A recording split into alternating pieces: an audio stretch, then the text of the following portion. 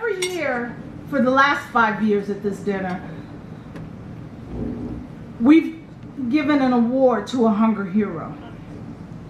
And we give that award to a partner of WFP, not just because they're WFP's partner, but more so because of what they do to address the challenges of hunger in their work, whether that is as part of their avocation or with other organizations, or how they use their voice to help us move forward the ability to achieve zero hunger. And the organization that we recognize tonight has helped WFP move from an organization that when I started was 90% food distribution and 10% cash and vouchers. Today we're 60% food and 40% cash and vouchers because of the work of this organization. We have 18 million people that are now part of our database, and we are going to get all 80 million people into our database and have electronic access to all of the people that we serve. And that work is going to be, as we move forward, we will have interoperability amongst all of the agencies to ensure that whether you're served by WFP, UNICEF, UNHCR, or Mercy Corps, that you as the individual know what resources you're receiving, what support you're receiving, and that we can then analyze whether we're making a difference in the lives of those that we're serving. And every great team needs a great leader. So tonight we honor Ajay Banga, the president and CEO of Mastercard, for his leadership as our 2016 Hunger Hero. Under Ajay's leadership, Mastercard has shared technology and expertise that is moving us beyond just filling stomachs. Richard, we're getting beyond just the filling of stomachs to helping change lives. And in fact, it's not just about the technology that they provide, but through Ann Cairns and her team at the foundation, they're also raising money for school meals. And in fact, with their assistance, they've provided over 17 million meals in the last 2 years for children around the world. So ladies and gentlemen, join me in welcoming a hunger hero who's not just helping, but changing how we perform to ensure that the reality of a zero hunger world is achieved. Ajay, please.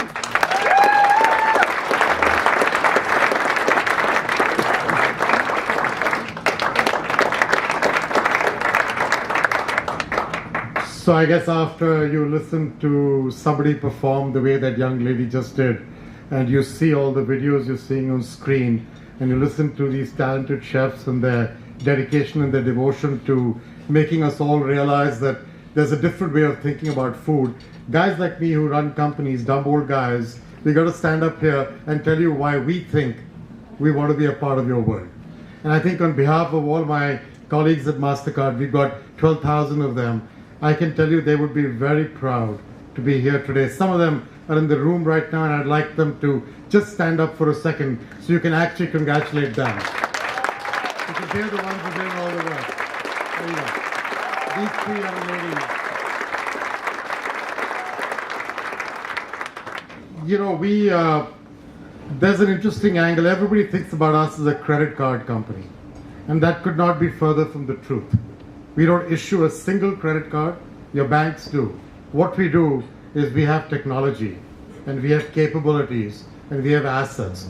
Some years ago, 10 years ago actually, we had our IPO, and during the IPO, 12% of the company's stock was taken aside and created a foundation called the Mastercard Foundation that's based in Canada and runs independently, and it's focused on improving the lives of women and children in sub-Saharan Africa, and now it's going beyond there.